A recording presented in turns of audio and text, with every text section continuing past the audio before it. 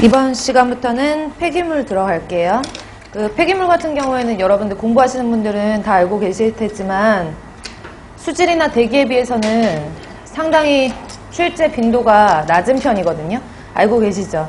그래서 뭐 딱히 퍼센트라고 딱딱 정해서 말씀드리기는 뭐 해도 뭐 수질이 한 50%다, 뭐 한 40% 정도가 출제가 된다라고 하면 대기에서 한 뭐 대기도 한 40%? 40%라고 하면 나머지 20%에 해당하는 게 폐기물, 소음, 진동, 토양 같은 데에서 이제 나올 수 있는데 그나마 폐기물, 토양, 그 다음에 소음, 진동 중에서는 폐기물이 그나마 나올 수 있는 빈도가 높거든요. 그래서 그다지 수질이나 대기에 비해서는 중요도가 그다지 높지는 않지만 일단은 수질하고 대기를 배우시고 나서 공부를 하시는 거라서 조금은 편하실 거라고 생각이 되는데 문제는 뭐냐면 암기가 많아요. 암기가. 그래서 물론 다른 과목들도 공부를 하시다 보면 암기가 많겠지만 폐기물 같은 경우에는 특히나 이 책의 구성 같은 경우에는 법규가 맨 앞에 나와 있거든요. 그래서 폐기물 관련 법규라든지 아니면 그 재활용에 관한 법규 같은 것들이 앞부분에 나와 있으면서 처음에 지칠 수가 있어요. 그래서 중요한 거 위주로 저랑 체크를 하시고요. 일단 폐기물 같은 것들은 그래서 암기를 제가 이제 교재를 보니까 교재에 시험 문제 출제됐던 것들이나 아니면 출제될 가능성이 높은 것들 그리고 공무원 시험이라는 것이 일단은 뭐 여기 교재에는 7급까지 조금 7급이나 연구서까지 볼 수 있게끔 그렇게 좀 정리를 해놓은 좀 약간 디테일한 부분이 없지 않아 있는데요. 그러니까 9급을 공부하시는 분들은 여기에 있는 내용들을 전체 100% 수용을 하시면 좋겠지만 뭐 그렇지 못할 경우에는 수질하고 대기를 조금 더 심도 있게 공부를 하시고 폐기물 같은 경우에는 이제 줄쳐진 부분들만 신경 쓰셔가지고 푸시면 될 것 같아요. 공부를 하시면 될 것 같아요. 그래서 일단 물론 다 전반적으로 다 공부를 하시고 다 암기하시고 다 푸실 수 있고 그러면 좋겠지만 그건 좀 불가능하잖아요. 그렇죠? 그래서 부분마다 제가 중요한 부분을 다시 한번 말씀드릴 테니까 체크해 놓으시고 그 다음에 정리를 하시면 될 것 같아요. 그러면 지금부터 폐기물 관리죠. 첫 번째 나와 있는 게 그래서 교재 보시면 폐기물 처리 및 유해 화학물 처리인데요. 폐기물에 대해서 이제 설명을 드릴 거예요. 그래서 좀 빠르게 진행을 해야 되겠죠. 그래서 첫 번째 이게 페이지가 첫 번째 페이지 1페이지 보시면 폐기물의 분류 및 확인이라고 되어 있는데 일단 여기 앞부분이 제가 폐기물에 대한 어떤 법적인 기준 같은 것들이 앞에 다 쏠려 있다 그랬잖아요. 그래서 좀 지루할 수 있는데 하나하나씩 그냥 읽어면서 볼게요. 폐기물 관련 용어 정의를 보시면 이게 법적인 용어 정의거든요. 그래서 밑에 보시면 폐기물 관리법상 용어가 따로 나오는데요. 그러니까 일반적으로 폐기물이라는 것의 정의에 대해서 보시면 인간 및 동물의 활동에 의해서 야기되는 것으로 대개 고체예요. 보통은 폐기물이다라고 하면 고체상 물질이나 아니면은 액체상 물질을 보통 폐기물이라고 하고요. 그 다음에 기체상 물질은 폐기물에 포함하지 않거든요. 알고 계시죠? 그래서 기체 폐기물이라는 거 들어보셨어요? 아니잖아요. 그쵸? 그래서 대부분은 고체이며 소용이 없거나 원치 않아서 내버리는 물질인데 이용가치 판단 기준은 아주 주관적이죠. 그러니까 제가 만약에 연필을 쓰다 버렸어요. 근데 저한테는 필요가 없어서 그리고 제가 뭐 필기감이 좋지 않아서 버렸는데 나한테 필요 없는 것들이니까 나한테는 주관적으로는 폐기물이지만 다른 사람 입장으로 봐서는 폐기물이 아닐 수도 있잖아요. 그래서 오른쪽에 그래프를 보시면은요. 상품의 가치와 시간에 따른 그 상품의 가치가 점점점 처음에는 높았다가 사용을 하면서 상품의 가치가 떨어지게 되는데 중간에 보시면 주관적 가치와 객관적 가치가 조금 약간 진한 선이고요. 그쵸? 주관적 가치가 약간 연한 선이거든요. 주관적 가치가 딱 떨어져가지고 0이 되는 시점이 본인이 생각하기에는 그 재활용이 될 수 있는 시점인 거예요. 이해 가세요? 본인이 생각할 때에는 폐기물이지만 남이 생각할 때는 아직 폐기물이 아닐 수가 있다 했고요. 그쵸? 그리고 오른쪽에 보시면 그러면 폐기물이 되는 시점은 언제냐? 객관적 수치, 객관적 가치로 봤을 때 전반적인 주관적 가치가 아니라 객관적 가치로 봤을 때 그 값이 0이 되는 지점이 뭐가 되는 시기예요? 폐기물이 되는 시기예요. 이해 가세요? 뭐가 0이 되는 지점? 객관적 가치가 0이 되는 지점. 그래서 우측에 문제 1번을 보시면요. 시간에 따른 객관적 시장 가치와 소비자의 주관적 평가 가치를 나타낸 그림에서 재이용 가치가 없는 완전한 폐기물로 발생되는 건 주관적 가치로 봐야 돼요? 객관적 가치로 봐야 돼요? 객관적 가치로 봐야 되잖아요. 그쵸? 그래서 객관적 가치가 0이 되는 시점이 어디예요? D번이죠. 그쵸? 그래서 D번에 해당하는 부분부터 폐기물로 발생된다라고 보시는 거예요. 그래프는 그 정도로 알아두시고 그 다음에 밑으로 내려오셔가지고 폐기물관리법상 용어라고 되어 있는데 법적으로 정의되어 있는 용어예요. 수질에서도 뭐 대기에서 대기오염물질은 무엇이다. 그 물질의 종류는 어떤 것이 있고 특정 대기오염물질은 또 뭐고 뭐 이런 식으로 법적인 용어가 있었잖아요. 그런 것처럼 폐기물관리법에서도 용어의 정의가 나와 있는 건데 첫 번째 보시면 폐기물이라는 것은 쓰레기나 연소제, 온이는 다른 말로 슬러지잖아요. 그쵸? 법령에서 쓰는 용어는 온이니까 온유로 알아두시고 그 다음에 폐유, 폐산, 알칼리 등의 폐알칼리 등의 동물의 사체 등으로서 사람의 생활이나 사업활동에 필요하지 않게 된 물질을 우리가 폐기물이라고 하고 보통 앞에 이론적으로는 고체나 액체 성분의 어떤 것들을 폐기물이라고 하고 기체상은 폐기물이 아니라 그랬잖아요. 그쵸? 그래서 알아두시고요. 그 다음에 폐기물을 구분을 할 때요. 우리가 일반적으로 생활 폐기물, 그 다음에 사업장 폐기물 이렇게 나누거든요. 보셨죠? 다 한 번씩은 들어보셨을 거예요. 그래서 폐기물을 분류를 할 때 크게 두 가지로 나누면 생활 폐기물과 사업장 폐기물로 나뉘어요. 그럼 보면 뒤에 나오긴 하는데 폐기물을 간단하게 두 가지로 나오면 여기 나와 있는 대로 생활 폐기물이 있고 안 쓰셔도 되는데 그냥 보시기만 하면 돼요. 제가 지금 설명하려고 쓰는 거거든요. 사업장 폐기물 이렇게 나뉘어요. 그러면 생활 폐기물은 뭐냐? 사업장 폐기물을 제외한 나머지를 생활 폐기물이라고 하는 거예요. 그렇죠? 그리고 이 사업장 폐기물 중에서도 사업장에서 나온다고 다 사업장 폐기물이긴 한데 사업장 중에서도 나오는 폐기물이 약간 유해성이 없다라고 하면 사업장 폐기물 중에서 나오는 것들도 유해성에 따라서 사업장 일반 폐기물이 있고 사업장 유해 폐기물이 있거든요. 무슨 말인지 가세요? 그래서 사업장에서 나오는데 유해성이 별로 없다 그러면 사업장 일반 폐기물이라고 하고요. 그리고 사업장에서 나오는 사업장 폐기물 중에서 위해성이 있다, 좀 약간 문제가 있다, 유해한 물질들을 많이 포함하고 있다라고 하면 그런 폐기물들이 지정 폐기물이라고 하는 거예요. 아셨죠? 그래서 지정 폐기물이 있어요. 이 지정 폐기물 안에 사업장 중에서 나오는 폐기물 중에서 사업장 일반 폐기물이 있으면 지정 폐기물은 약간 일반 폐기물보다 유해성을 가진다는 얘기잖아요. 그래서 지정 폐기물 중에는 뭐가 있냐? 사업장에서 나오는 폐기물 중에 유해 성분이 포함되어 있는 폐기물이다. 그래서 사업장 유해 폐기물이 있고 그 다음에 지정 폐기물 중에 사업장이라고 치면은 이제 많은 사람들이 같이 있으면서 뭐 대규모 쇼핑몰도 될 수가 있고 그리고 병원 같은 데도 다 될 수가 있는 거거든요. 아니면 요즘에는 노인 요양시설 같은 데도 많이 증가하고 있는 추세이기 때문에 그런 데도 다 사업장이라고 보잖아요.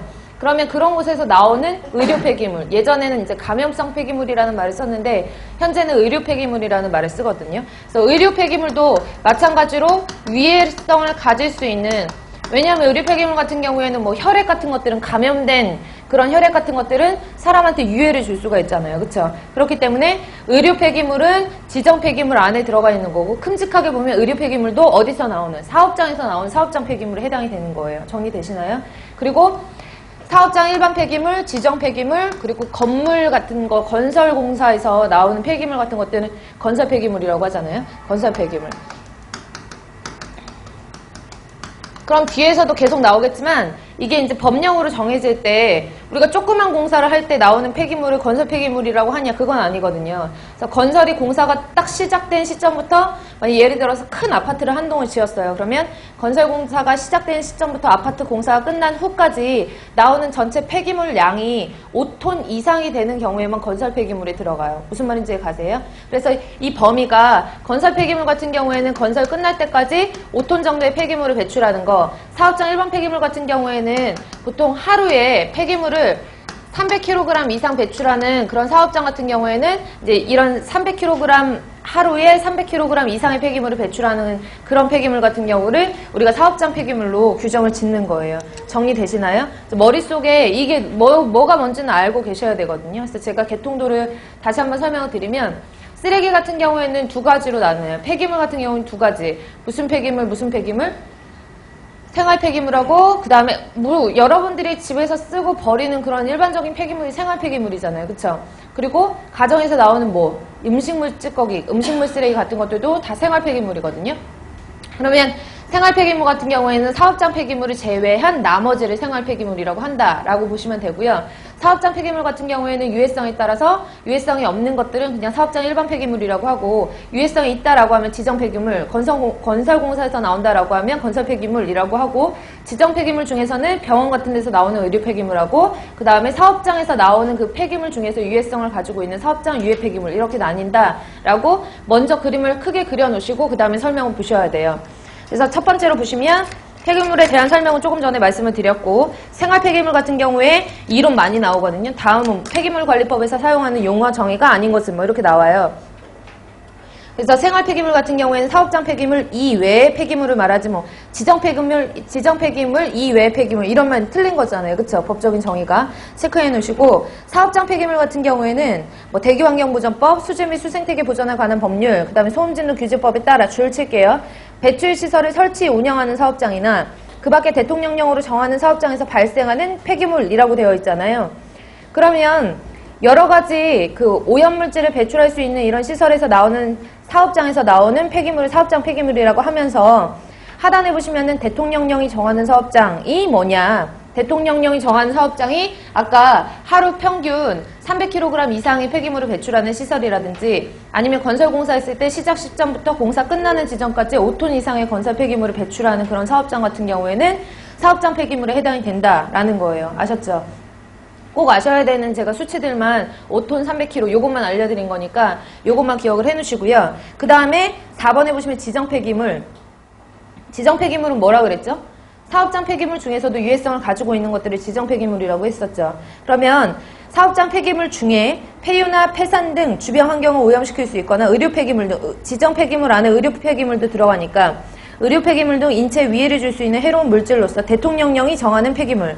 지금까지 보시면 3번에 있는 사업장 폐기물도 대통령령이 정하는 어떤 사업장에서 발생하는 폐기물, 4번에 있는 지정 폐기물도 대통령령이 정하는 폐기물, 5번에 있는 의료 폐기물은 그러면 지정 폐기물 중에 의료 폐기물은 뭘 말하냐, 보건이라든지 의료기관, 동물병원, 시험 검사기관 등에서 배출되는 폐기물 중에 인체 감염 등의 위해를 줄 우려가 있는 폐기물과 인체 조직 등 적출물, 시험동물의 사체, 보건 환경보호상 특별한 관리가 필요하다고 인정되는 폐기물로서 다 누가 정해요? 대통령령. 이해 가세요? 그래서 여기 폐기물에 관련된 법안 같은 경우에는 거의 대부분이 다 대통령령으로 정하는 기준에 적합하게끔 이제 법이 되어 있어요. 그래서 보통은 대통령령이 많다라는 거 알아두시고, 그 다음에 6번에 보시면 처리라고 되어 있죠. 처분으로 바꾸세요. 처분. 6번에 처분으로 이제 이름을 바꾸시고요. 읽어볼게요. 처분이라는 건 뭐냐? 폐기물의 소각이나 중화나 파쇄나 고형화 등의 중간 처리. 잘 알아두셔야 돼요. 중간 처리라는 거는요, 최종적으로 처리 안 한 거잖아요. 그쵸? 최종 처리는 뭐냐면 밑에 보시면 매립하거나 해역으로 배출되는 걸 최종 처리라고 해요. 그러면 매립하거나 해역으로 배출되는 거 이외의 거는 다 뭐라고 보시면 돼요? 중간 처리라고 보시면 되거든요. 이해 가세요?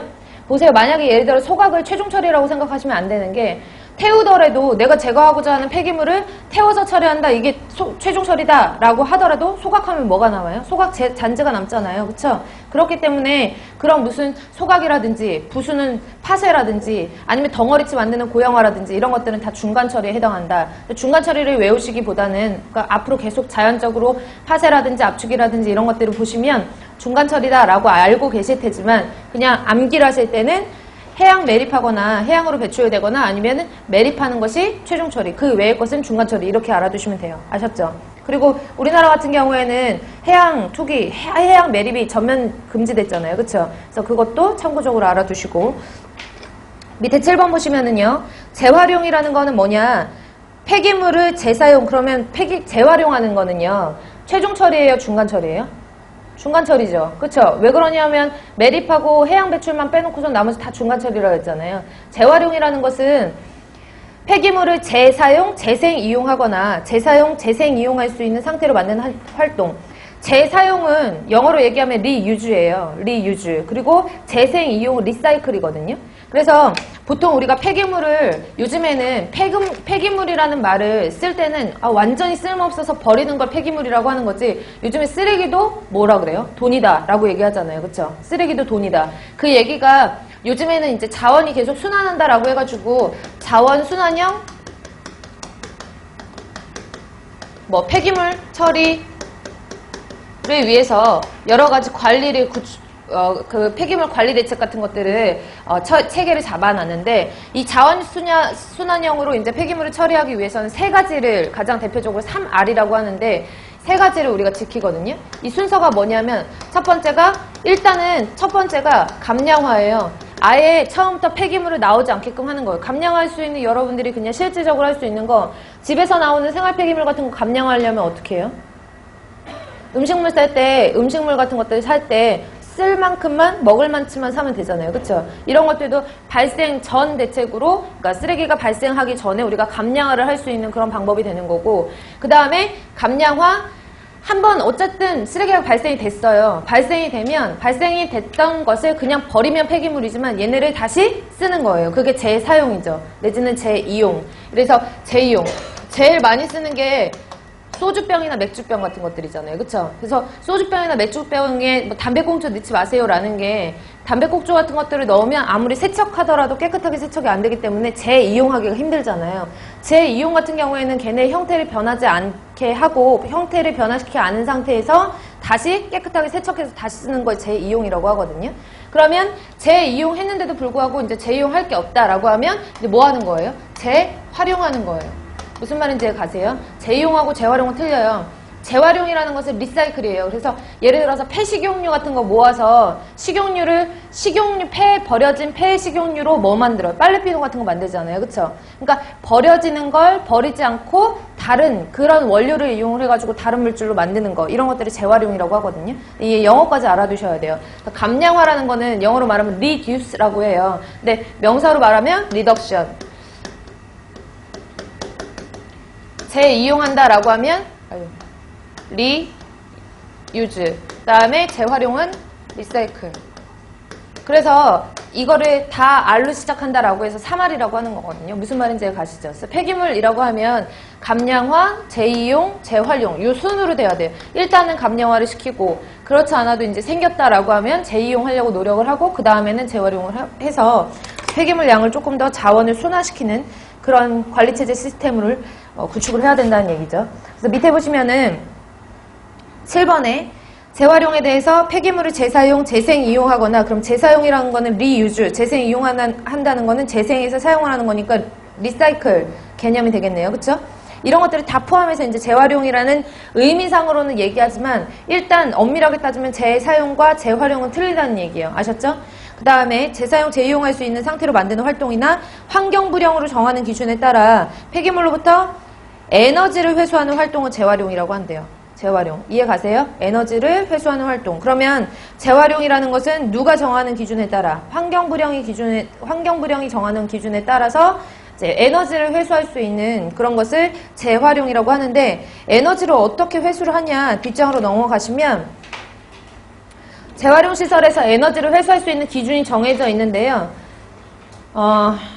폐기물 처리 기사라든지 아니면 폐기물 처리 산업 기사라든지 이런 부분에서는 간혹가다 이제 자주 출제되는 부분이긴 하지만 공무원 문제에서는 자주 나오진 않아요. 그래서 참고적으로 거기 있는 줄 쳐진 부분만 알아두시면 되거든요. 그래서 재활용한다라는 거에 에너지 회수, 재활용한다는 거는 에너지를 회수할 수 있는 것인데 그 에너지 회수 기준이 무엇이냐? 다른 물질과 혼합하지 않고 해당 그 폐기물의 저위 발열량이 킬로그램당 얼마? 3,000kg 이상이면은 이제 재활용이라고 얘기할 수가 있고요. 그 다음에 에너지를 회수를 할 때 이 회수 효율이 몇 프로 이상일 것? 75%. 그래서 저위 발열량 3,000kg, 3,000kcal, 그 다음에 에너지 회수 효율이 75% 이상. 그 다음에 회수된 열을 모두에 동그라미 쳐놓으시고요. 우리가 에너지를 재활용할 때 에너지를 재활용한다고 하는 것은 에너지를 회수할 수 있는 것을 말하는 건데 이제 회수한 열을 뭘로 다 사용을 해야 돼요? 모두 열원으로 사용을 해야 돼요. 그러니까 열의 원천 에너지로 사용한다는 얘기거든요. 그래서 열원으로 스스로 이용하거나 다른 사람에게 공급을 해야 되고 그 다음에 환경부 장관이 정하여 고시하는 경우에는 폐기물의 30% 이상을 원료나 재료로 재활용하고 그 나머지 중에서 에너지의 회수에 이용을 해야 된다. 그러니까 재활용이라는 건 뭐냐면 발생되는 폐기물이 100이면 100 중에 30 정도는 다시 원료로 변화를 시켜가지고 다시 원료로 쓰는 재활용을 해야 되고 나머지 70에 해당하는 것만 에너지 회수하는 데 써라 이거예요. 아셨죠? 참고 표시만 해놓으시고요.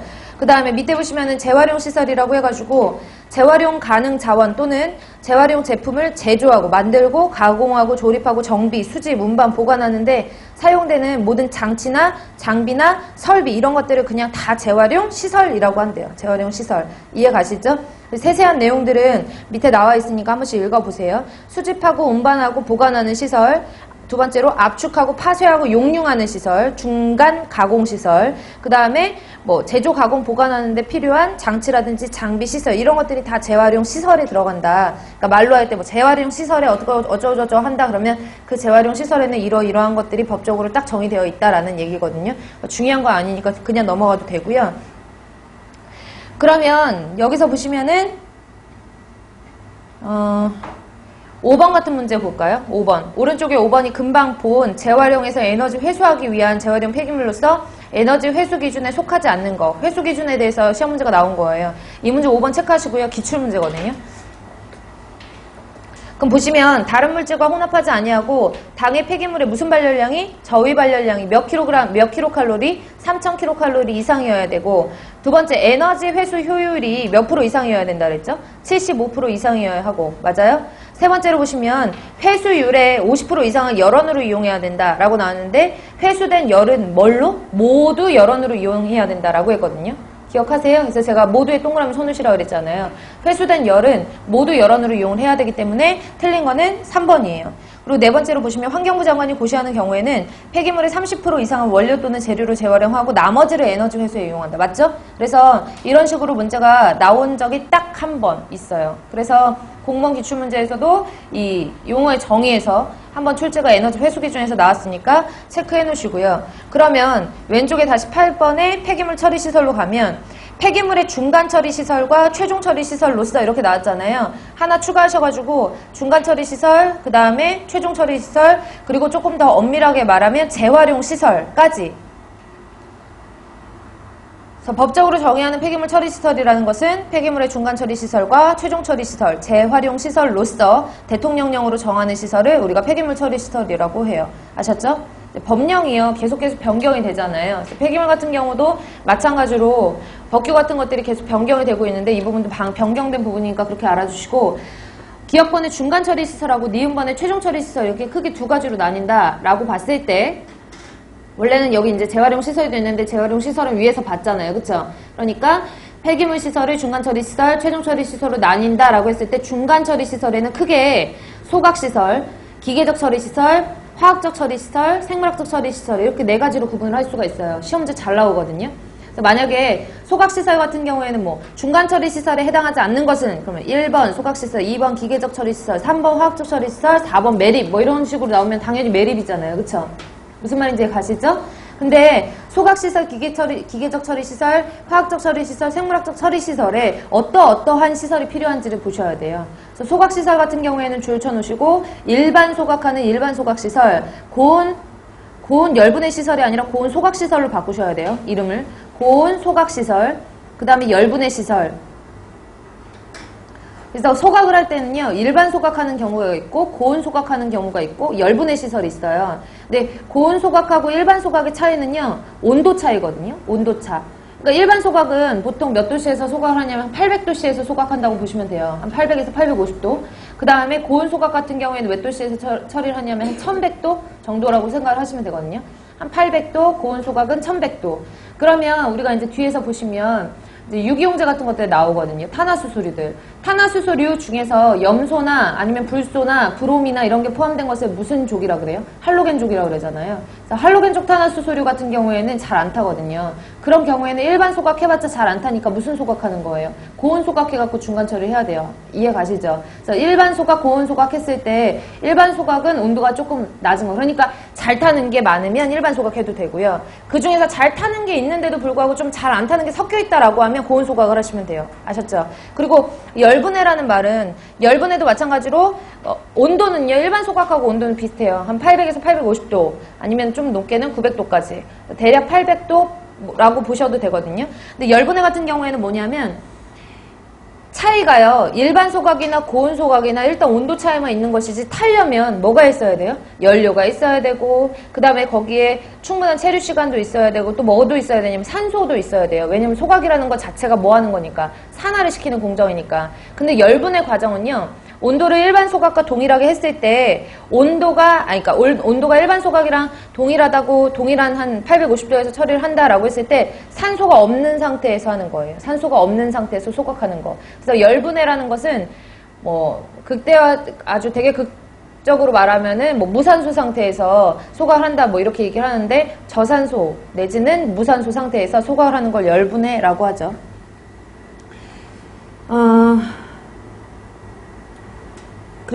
그리고 밑에 보시면 고온 용융시설. 용융이라는 것은 액상을 변경시키는 거잖아요. 성상, 그쵸? 그 성상을 변경시키는 거를 고온 용융, 그 다음에 열처리 조합시설. 옆에 보시면 시멘트 소성로 및 용광로는 지우셔도 돼요. 법에서 삭제된 부분이니까 시멘트 소성로 및 용광로는 삭제하시고요. 그러면 다음 중 뭐 폐기물 중간처리 시설에서 소각시설에 해당하지 않는 것은 하고 나올 수 있잖아요. 그렇죠? 그래서 참고적으로 알아두시고 환경부 문제에서 출제가 된 적이 있기 때문에 환경부 준비하시는 분들은 웬만하면 하면 이 부분은 소각에 대해서는 알고 계시는 게 좋고요. 그 다음에 기계적 처리 시설 같은 경우에는 단순히 부시거나 아니면 잘게 파쇄하거나, 그쵸? 아니면은 갈거나, 뭐 이런 것들은 물리적인 처리잖아요. 그래서, 기계적인 처리 시설 같은 경우에는 압축 시설, 파쇄, 분쇄 시설, 절단 시설, 용융 시설. 잘 보셔야 되는 게, 고온으로 용융하는 거는요, 온도를 올려야 되기 때문에 소각 시설에 해당해요. 근데 그냥 일반적인 용융은요, 온도를 가하지 않기 때문에 물리적인 시설에 해당하거든요. 즉, 기계적인 처리 시설에 해당해요. 무슨 말인지 가시죠? 기업관의 소각시설에 고온 용융시설이 있었잖아요. 그쵸? 근데 밑에 니은번에 보시면은 그냥 일반 용융시설은 어디에 들어간다? 기계적인 처리에 들어간다. 차이점 알아두시고 그 다음에 연료화 시설 삭제하시고요. 연료화 시설 삭제하시고 증발하고 농축하는 시설도 기계적 처리 시설에 들어가고 정제하는 시설 기름 같은 것들을 정제를 한다라는 얘기는 다시 기름을 회수한다라는 개념하고 똑같거든요. 그래서 뭐 회수하는 방법 중에 정제하는 시설이 있고 유수분리 시설은 물하고 기름하고 분리하는 시설이잖아요. 얘도 당연히 물하고 기름하고 분리를 할 때 어떤 방법을 많이 쓰냐면 물속에다가 공기방울을 넣어요. 그래서 공기방울을 막 기름 같은 거에 부착을 시키면 기름이 기포가 붙었으니까 가볍잖아요. 그래서 부력에 의해서 위로 싹 뜨는 거예요. 그러면 기름은 위로 뜨고 물은 밑으로 가라앉고 밀도 차에 의해서. 이런 유수분리 시설 같은 경우에는 별도의 어떤 약품을 넣던가 그런 게 아니라 그냥 물리적으로 기포를 쏴주는 거잖아요. 그렇기 때문에 기계적인 처리 시설로 해당되는 거고 탈수나 건조 시설은 물기 빼는 거니까 탈수 건조 시설도 기계적인 처리 시설, 멸균 분쇄 시설도 마찬가지로 기계적인 처리 시설에 해당이 되고요. 화학적 처리 시설은 고형화, 그 다음에 안정화 시설. 안정화라는 게 뭐예요? 안정화. 앞에서 제가 혐기성 안정화, 혐기성 소화, 혐기성 처리 다 똑같은 말이라 그랬잖아요. 그쵸? 제거할 수 있는 만큼의 유기물을 최대한으로 제거시키는 것을 안정화라는 말을 쓴다라고 머릿속에 기억을 해놓으셔야 돼요. 아셨죠? 그래서 고형화시키고 그 안에 있는 걸 안정화시킨다. 그리고 응집 침전시설, 그 다음에 반응시설. 이제 화학반응 같은 것들을 통해서 처분하는 시설들을 다 통틀어가지고 화학적 처리 시설이라고 해요. 그러니까 반응에 여러 가지가 있잖아요. 뭐 예를 들어 중화 반응 같은 것들도 다 화학적인 반응에 해당하기 때문에 뭐 중화라든지 산화 반응이라든지 환원 반응이라든지 약품을 넣어갖고 처리하는 모든 반응 시설도 화학적 처리 시설에 해당이 되고 생물학적 처리 시설 같은 경우에는 사료와 퇴비화 삭제하고요. 그 다음에 소멸화 시설 같은 경우에는 미생물을 소멸화시키는 그런 공정을 생물학적 처리시설이라고 하고 호기성, 혐기성 분해시설 같은 경우에도 생물학적 처리시설이에요. 만약에 제가 이 문제 출제자이다 라고 하면 생물학적 처리시설은 거의 안 내겠죠. 그쵸? 그래서 헷갈릴 게 별로 없기 때문에 근데 이게 중간처리시설이니까 중간처리시설 잘 봐두시고요. 그 다음에 9번의 폐기물 감량화 시설 같은 경우에는 일단 폐기물이 나왔다라고 하면 폐기물을 최소화하는 시설을 우리가 감량화 시설이라고 법적으로 정의를 하는 거예요. 지금 배우는 내용이 다 법적 용어거든요. 그래서 9번 읽어보면 생산 공정에서 발생하는 폐기물의 양을 줄이고 사업장 내 재활용을 통해서 폐기물 배출을 최소화하는 시설로서 대통령령으로 정하는 시설을 우리가 폐기물 감량화 시설이라고 한대요. 그래서 폐기물 감량화를 하려면 오른쪽에 3번에 보시면 어떤 시설들이 있느냐, 기업법 어떻게 해야 되느냐, 공정 개선 시설이라고 해가지고 제목에 줄 쳐놓으시고요. 그 다음에 니은번에 보시면 폐기물 재이용 시설, 디귿번에 보시면 폐기물 재활용 시설, 공정 개선 시설부터 봐두시면 물질을 정지하거나 물질 대체에 의한 원료 변경과 해당 제조 공정 일부 또는 전체 공정을 변경, 설비를 변경 등의 방법으로 해당 공정에서 이제 배출이 되는 거예요. 그래서 공정을 개선함으로써 폐기물을 조금 더 감량화를 시킨다라는 개념이기 때문에 감량화를 영어로 뭐라 그랬죠? 리덕션 시키는 거라고 보시면 되고요. 니은번에 있는 폐기물 재이용이라는 것은 리유즈잖아요. 그쵸? 다시 씻어서 다시 쓰거나 공병 같은 것들. 그 다음에 디귿번에 보시면 폐기물 재활용 시설은 리사이클이라고 그랬잖아요. 재이용할 수 없는 것들을 원료를 이제 뭐라 그래, 형태 같은 것들을 변화를 시켜가지고 다른 물질로 변화를 시키는 것을 재활용. 뭐 앞에서 다 한 거니까 여기까지 보시고, 그러면 문제가 어떤 식으로 기출이 되냐면 2페이지 보시면 문제 6번 볼게요. 폐기물의 중간 처리 시설 중 소각시설에 해당하지 않는 것은 열분해 시설이 있었죠. 그쵸? 맞죠? 열분해 시설이 일반 소각과 온도가 비슷하고 일반 소각에서 온도가 비슷하면서 산소가 없는 상태에서 이제 소각시설에 해당이 된다 그랬어요. 기억하시죠? 두 번째 용융시설은요? 소각시설에 해당해요? 안 해요? 안 하죠.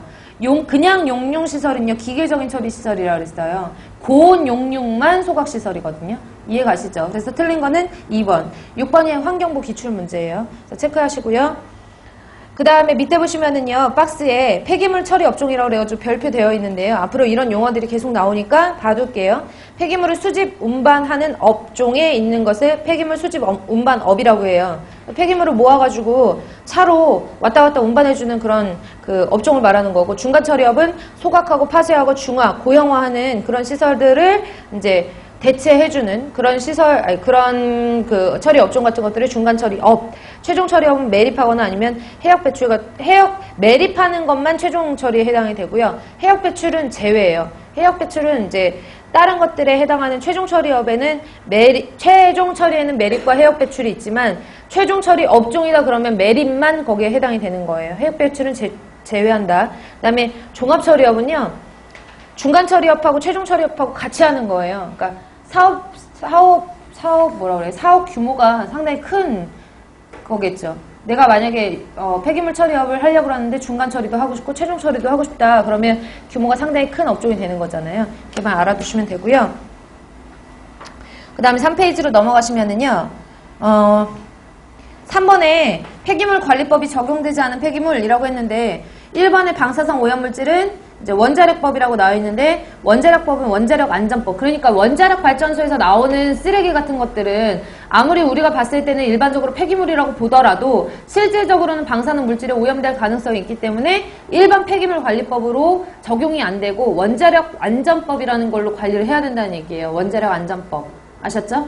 두 번째로 나오는 용기에 들어있지 않은 기체상의 물질. 아까 고체랑 액체만 폐기물이라고 보통 얘기한다 그랬잖아요. 그래서 기체상 물질도 아니고요. 세 번째로 수질오염 방지시설에 유입되거나 공공수역으로 배출된 폐수. 폐수도 수질에서 관리를 하는 거니까 수질 및 수생태계 보전에 관한 법률에 해당하는 그런 법안을 따르는 거고요. 그 다음에 4번에 보시면 가축분뇨. 4번에 가축분뇨, 오수분뇨 및 가축분뇨라고 되어 있는데요. 가축분뇨만 줄쳐놓으시고요. 그 다음에 5번에 하수라고 나왔는데 하수분뇨라고 써놓으시고요. 하수분뇨. 그 다음에 6번에 가축의 사체, 그 다음에 오염된 물건, 수입 금지 물건, 검역 불합격품 이런 것들도 체크해 놓으시고 7번 8번은 없애세요. 7번, 8번은 삭제하시고요. 그 다음에 그 대신에 7번에 뭐라고 써놓냐면 군사법에 따라서 폐기되는 탄약 있죠. 탄약. 폐기되는 폐기탄약. 이런 것들도 폐기물에 해당하지 않아요. 폐기물 관리법에 적용을 받지 않아요. 그래서 중요한 건 아니에요. 구급 공부하시는 분들은 굳이 외우실 필요 없어요. 근데 환경부를 준비하신다라고 하면 일단 봐두실 필요가 있고 실제로 한 번 정도는 출제된 적이 있거든요. 그래서 알아두시는데 제가 지금 하는 그 중간중간에 뭐를 삭제하세요? 이거는 현행 지금 시행되고 있는 폐기물 관리법 법령에서 삭제되거나 변경된 내용을 제가 책에서 변경을 시켜드리는 거예요. 근데 만약에 나중에 여러분들이 요번에 공부하시고 다음번에 예를 들어 또 공부를 하셔야 되는 상황이 되시거나 아니면 정말 공무원이 그러면 안 되겠지만 한 번에 다 합격을 하셔야 되겠지만 공무원이 되셔갖고 예를 들어 법안을 확인을 해야 된다라고 했을 때는 시행되고 있는 법안을 보셔야 되잖아요. 그쵸? 그래서 변경된 건 알아두시고요. 4번 중요하거든요. 폐기물의 성상 상당히 중요해요. 폐기물이라는 것은 앞에서 했어요. 언제 했냐면 수질할 때 했었거든요. 수질할 때 우리가 슬러지라는 것도 어떻게 보면은 침전시키고 남은 찌꺼기, 폐기물의 개념이잖아요. 그래서 제가 앞으로 폐기물이라는 걸 그냥 슬러지 이렇게 보통 기호로는 아직도 SL이라고 보통 쓰니까 이렇게 쓰면 얘가 폐기물이라고 하면 이 슬러지 같은 폐기물은 뭐랑 뭐랑 섞여 있냐? 고형물과 물이랑 섞여 있다라고 보시는 거예요. 그래서 슬러지 같은 경우에는 고형물 플러스 수분을 우리가 슬러지 내지는 폐기물의 개념이라고 보는 거거든요. 그러면 슬러지를 전체 폐기물을 100이라고 했어요. 100 중에서 수분이 80이래요. 그럼 나머지 20은 뭐다? 고형물이라고 보시는 거예요. 앞에 수질에서 다 했었죠. 그렇죠? 그래서 고형물을 기준으로 해서 얘 고형물이 얼마만큼 함유되어 있느냐에 따라서 고체상인지 아니면 반만 고체상인지 반고상인지 아니면 액체상인지를 나눌 수가 있는 거예요. 무슨 말인지 가시죠? 그래서 액상인 것은요. 액상이래요. 그러면 덩어리보다 뭐가 많으면 액체예요? 수분이 많아야 되잖아요. 그쵸? 그래서 액상인 경우에는 고형물이 5% 미만인 것. 즉 수분이 거꾸로 말하면 수분이 몇 프로 이상이에요? 95% 이상인 거죠.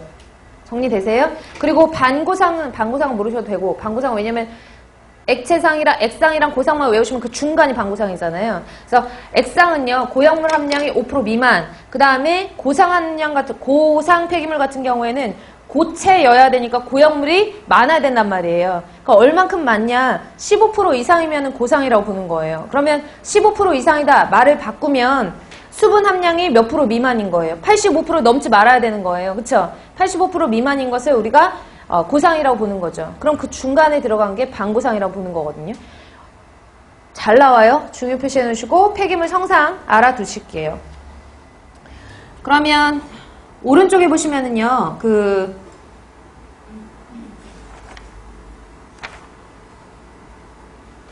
12번에 보시면, 12번, 오른쪽에 12번 보시면, 폐기물 시료 20g에 고형물 함량이 1.2g이었대요. 그러면 전체 폐기물 20g 중에 고형물 함량이 1.2g, 단위가 같으니까 얘네는 중량 %를 구할 수 있잖아요. 그러니까 중량 B. 이걸 폐기물 하는데 다시 제가 대기 수질에서 했던 내용들을 다 단위 환산을 할 수가 없으니까 중량 % 기억나시죠? 백분율. 그쵸? 그러면 내가 이걸 갖고 문제가 뭐냐면 어떤 폐기물에 속하느냐를 알아야 된대요.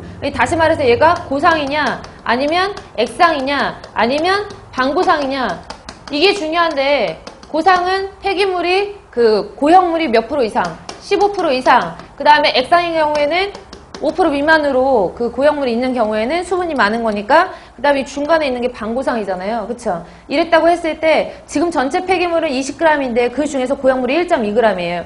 그러면 20g 안에 고형물 자체가 1.2g 있다. 퍼센트로 구하려면 아래 위 단위 같나 확인해보고 근데 이런 경우에는 위에도 중량, 밑에도 중량 단위니까 웨이트 퍼 웨이트 곱하기 100 하면 퍼센트가 되는 거잖아요. 그쵸? 이렇게 해서 단위 환산하셔가지고 계산을 하면 대략적으로 얘가 6% 나오거든요. 6%. 그러면 얘가 계산하면 6% 나오니까 6%는 5%는 넘잖아요. 그러니까 고형물이 6이고 수분이 94란 얘기죠. 그쵸? 그럼 고형물이 6이라고 그랬으니까 액상보다는 고형물이 많고 그렇다고 고상보다는 고형물이 적기 때문에 어디에 해당하는 거예요? 반고상 폐기물에 해당이 되는 거예요. 아셨죠? 그래서 12번 같은 경우에는 반고상 폐기물이 정답이고요. 그 다음에 밑에 13번 보시면은요. 아직 하진 않았지만 앞에 다 설명드렸으니까 생활 폐기물하고 지정 폐기물하고 분류를 할 때 지정 폐기물은 어디 들어가요? 사업장 폐기물 안에 들어가잖아요. 그쵸? 사업장 폐기물 중에서도 위해성이 있다라고 하면 걔네를 지정 폐기물로 우리가 분류를 한다 그랬어요. 그러면 생활 폐기물하고 지정 폐기물하고 분류할 때 그 분류 기준은 가장 적정한 것은 뭐예요? 유해성이죠. 유해성. 그쵸? 그래서 유해성이 없는 걸 지워졌는데 유해성이 없는 걸 뭐라 그래요? 사업장 일반 폐기물이라고 하고 유해성이 있는 걸 사업장에서 나오는 것 중에 유해성이 있는 걸 지정 폐기물. 지정 폐기물 중에서도 사업장 유해 폐기물과 의료 폐기물로 나뉠 수 있다라는 걸 머릿속에 기억해 놓으시라고 그랬어요. 자, 하단에 3페이지 보시면 폐기물의 분류라고 해가지고 지금까지 했던 것을 다시 한번 또 정리를 하는 거예요. 발생원과 폐기물 특성에 따라 크게 생활 폐기물과 사업장 폐기물로 분류를 하고 성상 및 유해성 정도에 따라 유해성 동그라미 칠게요. 유해성이 있는 폐기물을 무슨 폐기물로 분류한다? 지정 폐기물로 분류하고 지정 폐기물은 사업장 유해 폐기물하고 의료 폐기물로 분류를 할 수가 있다. 그 다음에 첫 번째로 생활 폐기물 같은 경우에는 사업장 폐기물 이외의 폐기물로서 가정 및 사무실에서 발생하는 쓰레기 같은 것들을 우리가 이제 생활 폐기물이라고 하는 거고요. 두 번째 사업장 폐기물 같은 경우에는 뭐 대기환경보전법 수질 및 수생태계 보전에 관한 법률 어쩌고저쩌고에 운영하는 사업장 또는 기타 대통령령이 정하는 사업장에서 발생되는 폐기물을 말한다 라고 하는데 이 기타 대통령령이 정하는 사업장에서 발생되는 폐기물에는 뭐가 있느냐? 다 뒷장에 나온 거예요. 앞에 다 했죠? 제가 정리 다 해드렸잖아요. 위 규정 중에 대통령이 정하는 사업장의 범위는 이라고 하면서 1번부터 5번까지 뭐 어디에 폐수종말 처리 시설을 설치 운영하는 사업장도 이제 사업장 폐기물을 배출하는 시설 중에 하나인 거고 하수도법에 따라서 공공하수 처리 시설을 설치 운영하는 사업장도 들어가는 거고 분유 처리할 때 사업장도 들어가는 거고 근데 밑에 보시면은 6번에 보시면 지정 폐기물을 배출하는 사업장도 사업장 폐기물에 들어가는 거잖아요. 무슨 말인지 가세요? 그 다음에 7번 보시면은 폐기물을 1일 평균 얼마 이상 배출하는 300kg 이상 배출하는 사업장도 이제 사업장 폐기물을 배출하는 배출원이 되는 거니까 1일 평균 300kg 이상. 그 다음에 건설 폐기물도 어디 들어간다 그랬죠? 사업장 폐기물에 들어간다 그랬죠? 건설 폐기물은 건설 공사 시작부터 끝까지 폐기물이 몇 톤 이상 나와야지만 5톤 이상 나와야지만 사업장 폐기물에 들어간다 그랬어요. 기억하세요? 그래서 제가 아까 처음에 딱 정리를 해드렸던 부분이잖아요. 6번, 7번, 8번만 외우시면 돼요. 그래서 지정 폐기물을 배출하는 사업장도 사업장 폐기물에 들어가고 7번에 있는 폐기물을 1일 평균 몇 킬로그램, 300kg 이상 배출하는 사업장도 사업장 폐기물. 8번에 보시면 건설공사로 폐기물을 5톤 이상 배출하는 사업장. 그러니까 공사를 착공했을 때부터 마칠 때까지 발생되는 폐기물의 양. 그래서 6번, 7번, 8번 알아두시고 환경부에서도 나왔고 그 다음에 지방직 문제에서도 나왔었어요. 그래서 체크해 놓으시고요. 그럼 문제가 어떤 형태로 나오냐? 14번 문제 보시면 사업장의 폐기물을 배출하는 사업장의 범위, 사업장 폐기물을 배출하는 사업장은 어떠어떠한 사업장이 있느냐? 첫 번째, 지정 폐기물 배출하는 사업장. 지정 폐기물은 사업장 폐기물 안에 들어가잖아요. 그러니까 사업장 폐기물 배출하는 거 맞고요. 폐기물을 1회에 한 번 배출할 때 1톤 이상 배출한대요. 맞아요? 아니죠? 하루에 몇 킬로그램 이상? 300kg 이상 배출하는 사업장이 사업장 폐기물에 들어가는 거예요. 그 다음에 3번에 보시면은 폐기물을 1일 평균 300kg 이상 배출하는 사업장. 맞네요? 그쵸? 4번에 보시면 건설 폐기물이 5톤 정도에 발생하는, 5톤 이상 발생하는 그런 폐기물을 발생하는 그런 사업장도 그 사업장 폐기물을 보는 거죠. 정리되시나요? 수치 알아두시고 하단에 보시면은 그 밑에 보시면 다시 참고 부분 말고 중간에 본문으로 돌아오셔가지고 본문에 보시면 제가 처음에 설명드렸던 내용들이 다 정리가 되어 있죠. 다시 한번 보시면 폐기물을 생활 폐기물을 제외하는 거 사업장 폐기물. 그럼 생활 폐기물의 정의가 사업장 폐기물을 제외한 나머지를 생활 폐기물이라고 했잖아요.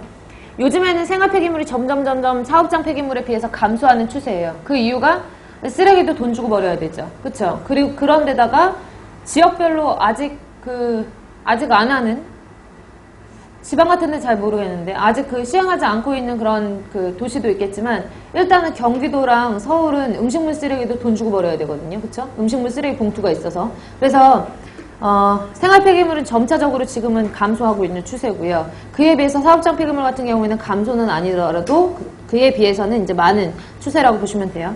사업장 일반 폐기물, 건설 폐기물, 지정 폐기물. 사업장 일반 폐기물하고 지정 폐기물하고의 차이점이 뭐라 그랬어요? 뭘로 분류한다? 유해성으로 분류를 한다. 그 다음에 지정 폐기물 중에서도 사업장에서 나오는 유해 폐기물하고 의료 폐기물이 있다. 의료 폐기물 같은 경우에는 옆에 설명이 나왔는데 뒤에 또 나오니까요. 저랑 같이 하나씩 볼게요.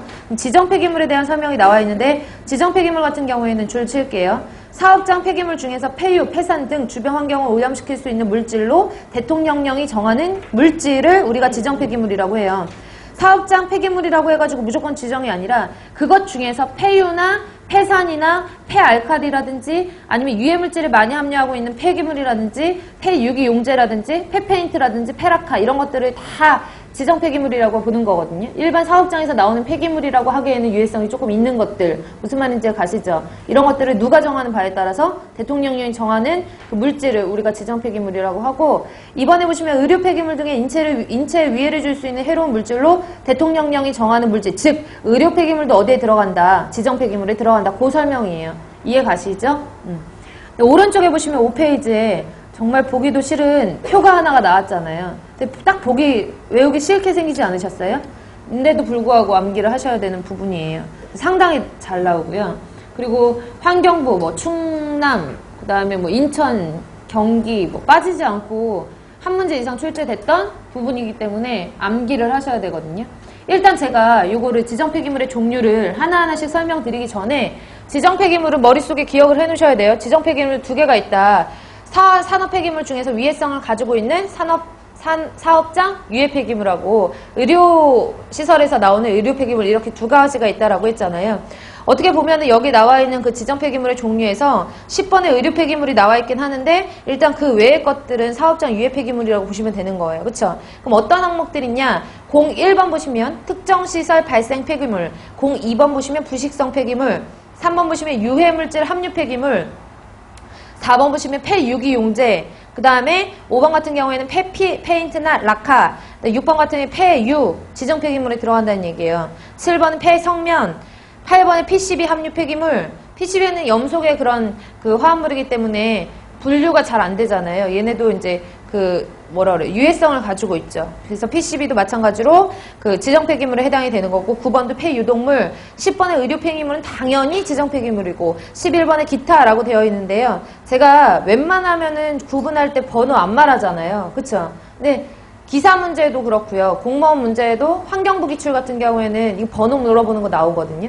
이 번호를 어떻게 외우냐 하시는데 암기를 일단은 하셔야 돼요. 오른쪽에 있는 기준에 보시면은 아마 중간중간에 줄 쳐져 있는 부분이 상당히 많을 거예요. 그 부분을 암기하셔야 되는 것처럼 왼쪽에 있는 그 구분에 따른 분류 번호, 지정 폐기물의 분류 번호도 알고 계셔야 되거든요. 그게 정리가 되어 있는 게 22페이지에 나와 있어요. 22페이지 보시면은 22페이지부터 24페이지까지 25페이지 전반에 걸쳐가지고 지정 폐기물의 분류 번호라고 해가지고 쭉 나와 있잖아요. 그러니까 먼저 의미상으로 보면 01번 같은 경우에는 아까 제가 읽을 때 특정 시설에서 발생하는 폐기물은 지정 폐기물에 들어간다라고 했거든요. 근데 그 특정 시설이 어떤 특정 시설인지에 따라서 어떤 배출 물질이 나오는 지정 폐기물이 종류가 다 틀리잖아요. 그래서 010000이면 특정 시설에서 발생하는 모든 폐기물이 다 총칭을 하는 거고, 010100이면 폐합성 고분자 화합물, 그 중에서도 0101 끝에 01이면 폴리에틸렌, 0101 끝에 02면 폴리프로필렌, 이런 식으로 이름을 다 붙일 수 있는 거예요. 이거에 따라서 이제 분류를 해놓는 게 분류 번호거든요. 근데 이걸 다 외울 수는 없잖아요. 그쵸? 그러니까 여러분들은 01로 시작하는 건 뭔지, 02로 시작하는 건 뭔지, 그것만 알아두시면 돼요. 그래서 오른쪽에 보시면은 22페이지에 오른쪽 참고 부분 보시면 지정 폐기물의 분류 번호 요약이라고 해가지고 어차피 앞에서 나와 있는 거 다시 똑같이 써놓은 거거든요. 그쵸? 그래서 1번은 뭐다? 특정 시설에서 배출되는, 생성되는 폐기물. 2번 같은 경우에는 부식성 폐기물.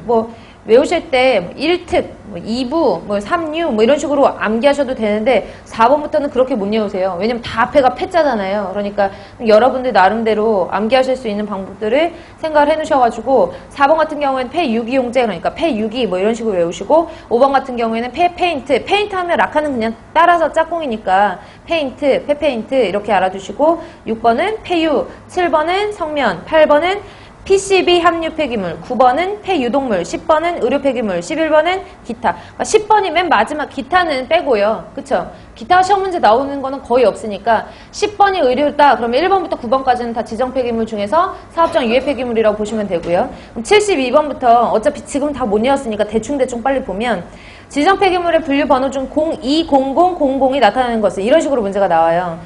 1번이 1특, 2부라 그랬잖아요. 그쵸? 2번이 뭐였죠? 부식성 폐기물이죠. 맞아요? 22페이지예요. 22페이지에 72번 문제. 금방 제가 오른쪽에 있는 참고 부분 바로 밑에 있는 문제를 보는 거잖아요. 앞에 뒤지실 필요가 없는 게 위에 답이 있는데요. 그쵸? 위에 1번은 특정 시설에서 발생되는 폐기물, 2번은 부식성 폐기물이라고 했으니까 부식성 폐기물이 정답인 거죠. 72번의 정답은 3번. 그럼 73번 같은 경우에는 분류 번호가 03으로 시작되는 폐기물은 뭐라 그랬죠?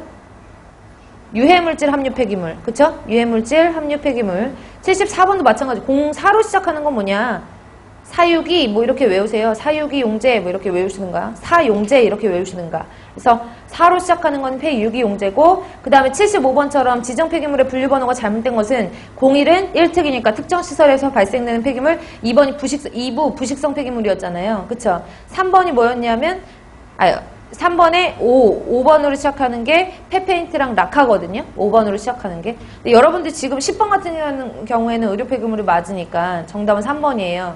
지금 당장 보고 당장 외우라는 건 아니지만 일단 이런 형태로 문제가 나온다는 걸 알고 계셔야 된다는 얘기예요. 아셨죠? 그래서 분류번호 암기해 놓으시고요. 앞장으로 다시 그러면 5페이지로 넘어가셔가지고 제가 왜 구분을 지을 때 번호를 불렀는지 이제 이해가 가시죠? 분류 번호를 조금 더 알아두실 필요가 있고 그 중에서 이제 종류별로 따져가지고 지정 폐기물도 종류별로 여러 가지가 있잖아요. 폴리에틸렌이 들어가 있는지 뭐 폴리프로필렌이 들어가 있는지에 따라서 종류가 틀린 것처럼 특정 시설에서 발생되는 폐기물의 종류를 보시면 폐합성 고분자화 합물, 그 다음에 오니, 폐농약 이렇게 구분을 지어요. 이해 가세요? 폐합성 고분자화 합물 오니라고 되어 있는 거 오니 슬러지 말하는 거죠. 찌꺼기. 그래서 오니 같은 경우에는요. 수분이 95% 미만이거나 고형물이 5% 이상인 거 온이라고 한대요. 근데 잘 보세요. 고형물이 5% 이상이래요. 고형물이 5% 이상이면 당연히 수분은 몇 프로 이하예요? 95% 미만이잖아요. 그러니까 95% 미만이나 고형물 5% 이상이다. 그럼 이거는 겹쳐지는 거니까 둘 중 하나만 외우셔도 된다고요. 온이라는 거는 고형물 몇 프로 이상? 5% 이상. 그럼 당연히 수분은 95% 미만이 되는 거니까 알아두시면 되고 폐농약 같은 경우에는 폐농약이요. 아무리 무조건 지정 폐기물이 되는 게 아니라요. 만약에 내가 그 농사 지을 때 농약을 뿌렸어요. 그러면 우리 집에서도 지정 폐기물이 나오는 건가요? 아니잖아요. 그쵸?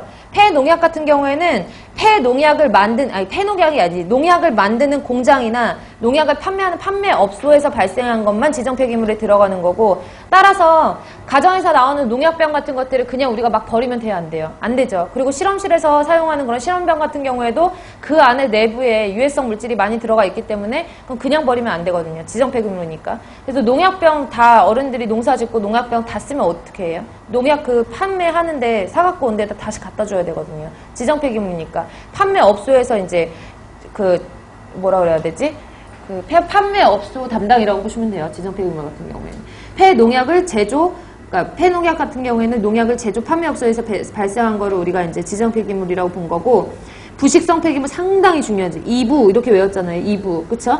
그래서 부식성 폐기물 상당히 중요한데 폐산은 뭐고 폐알칼리는 뭐냐? 산성 물질인데 버려진 산이에요. 필요 없는 산, 폐산. 폐산은 pH 얼마 이하를 폐산이라고 하냐? 2 이하를 폐산이라고 해요. 상당히 중요해요. 중요 표시 해놓으시고. 그럼 폐알칼리는 뭐? 알칼리성인데 버려진 알칼리성이래요. 그럼 어떤 것을 폐알칼리라고 하냐? pH 얼마 이상? 12.5 이상 돼야지 알칼리잖아요. 그쵸? 다시요. 폐산은 pH 얼마 이하? 2 이하. 폐알칼리는 12.5 이상이에요. 알아두시고 그 다음에 밑에 보시면 유해물질 함유 폐기물은 종류가 많겠죠. 그쵸? 그래서 광제라든지 분진 그 다음에 폐주물사 또는 샌드블라스트 폐사라고 되어 있는데 샌드블라스트 폐사는 샌드가 영어로 뭐예요? 모래잖아요. 그리고 폐사라고 했을 때 버려진 모래 말하는 거거든요. 모래사자를 써서. 그래서 폐주물사나 샌드블라스트 폐사는 그냥 버려진 모래 이렇게 생각을 하시면 편하실 거고요. 그 다음에 내화물 및 재벌구이 전에 유약을 바른 도자기 조각이라고 했는데 우리가 도자기 같은 경우에는 초벌구이, 재벌구이 이렇게 하잖아요. 처음에 살짝 굽고 그 다음에 다시 재벌을 하잖아요. 그때 초벌구이 하고 나서 재벌구이를 위해서 유약을 미리 발라놓은 도자기 조각 같은 경우에도 유해물질 함유 폐기물에 해당이 되고요. 안정화 혹은 고형화 처리했을 때 그 나오는 물질 같은 것들, 그 다음에 폐촉매, 폐흡착제, 폐흡수제. 흡착제 뭐 말하는 거예요? 활성탄 같은 거 다 쓰고 버린 것들 이런 것들은 더 이상 재생이 안 되는 것들은 이제 지정 폐기물에 해당이 되는 거고 흡수제도 마찬가지고요. 이런 것들이 다 지정 폐기물에 들어가는 건데 광제, 분진, 폐주물사 및 샌드블라스트 폐사, 폐내화물, 뭐 소각제, 폐촉매, 폐흡착제, 폐흡수제 이런 것들이 다 유해물질을 함유하고 있을 가능성이 높은 폐기물이라는 얘기예요. 그 어떤 유해물질을 포함하고 있냐? 오른쪽에 기준을 보면 박스가 또 있죠. 박스 안에 박스가 또 있는데 수치 암기하셔야 돼요. 그래서 온이류나 폐흡착제나 폐흡수제 같은 거에 함유된 유해물질의 기준 농도가 여기 나와 있는 기준 농도보다 높다라고 하면은 보통은 다 이제 지정 폐기물로 지정을 해놓는 거거든요. 그래서 이 교재를 쓰신 선생님께서 밑에 암기법을 써놓으셨어요. 본인이 이제 암기를 하실 때 썼던 방법을. 3납구 그러면 납이랑 구리는 3ppm 이상인 경우에 이제 기준이 넘어서는 거고요. 그 다음에 1.5리터 비커다라고 하면 1.5mg per 리터, 그러니까 1.5ppm을 넘어섰을 때가 이제 비소랑 크롬 기준 농도가 1.5인 경우에. 그 다음에 뭐 1CU라고 하면 시안이랑 유기인 같은 경우에는 1ppm이 기준이고 0.1퍼 그러면은 0.1이 퍼클로르에틸렌이다 라고 해가지고 거기 교재에는 PCE라고 나왔잖아요. PCE 보이세요? 이거를 퍼클로르에틸렌이라고도 하고 테트라클로르에틸렌이라고 해가지고 원래 이제 법적인 용어로는 PCE라고 안 쓰고 테트라클로로에틸렌이라고 해가지고 TECE라고 쓰거든요. 여러분들은 테트라클로로에틸렌으로 알아두시는 게 더 정확하죠. TECE. TC라고 쓰면 트리클로로에틸렌이랑 헷갈리잖아요. 그래서 앞에 T가 테트라클로로에틸렌을 말해서 TECE로 알아두세요. 테트라클로로에틸렌이 0.1, 그 다음에 0.32 카트 이렇게 해가지고 0.3인 경우에는 카드뮴이랑 트리클로로에틸렌 이렇게 암기를 하셨대요. 그러니까 일단은 무조건 암기하셔야 돼요. 이 표 같은 경우에는. 상당히 자주 나오는 부분이고요. 그 다음에 밑에 광제라든지 이게 지금 보시면 어디 들어가 있는 거예요? 온이나 폐흡착제, 폐흡수제에 함유된 유해물질 기준이고요. 밑에 보시면은 광제는 광물질을 이제 고로 슬래그 같은 데에서 우리가 이제 소각을 시키잖아요. 아니면 철강 그런 것들을 재련하는 데서 광물질을 용융시키고 녹이잖아요. 그러면 나머지 찌꺼기 같은 것들, 재성분 같은 것들을 광물질 재성분 이걸 광제라고 하는 거고요. 분진 뭐 이런 것들에 함유된 유해물질 같은 경우에는 위에 있는 납부터 테트라클로로에틸렌 10가지 중에서 유기인, 테트라클로로에틸렌, 트리클로로에틸렌은 제외한 유기인, 트리클로로에틸렌, 테트라클로로에틸렌을 제외한 나머지가 그럼 몇 가지예요? 7가지를 함유하고 있으면 지정폐기물이라고 본다 뭐 이런 식으로 봐두시면 되는 거예요. 자, 알아두시고 그 다음에 4번에 보시면 폐유기용제도 지정폐기물에 들어가는데 폐유기용제 중에서 할로겐족 유기용제가 있고 할로겐 원소가 포함되어 있지 않은 것들은 그냥 일반 폐유기용제라고 보는 건데 앞에서도 말씀드렸지만 할로겐족 원소가 많이 들어있으면 잘 타요 안 타요? 안 탄다 그랬죠. 그래서 일반 소각하면 타지가 않아요. 그래서 폐유기용제를 처리할 때 뭐 처리 방법으로 가장 올바른 것은 이라고 하면 일반 소각 나왔다. 뭐 2번 메리 뭐 단순히 막 말도 안 되는 게 막 나왔는데 고온 소각이 나오면 고온 소각이 정답이거든요. 그래서 폐유기용제 중에서 잘 안 타는 할로겐족 폐유기용제 같은 경우에는 뭐 한다? 고온 소각한다. 이런 식으로 대충 알아두셔야 돼요. 그 다음에 폐페인트나 폐라카 같은 경우에도 마찬가지로 그 지정폐기물이고요. 6번에 있는 폐유 같은 경우에는 옆에 기름 성분을 몇 프로 이상 함유한 것이 지정폐기물에 들어가냐 하면 기름 성분 몇 프로 이상? 5% 이상.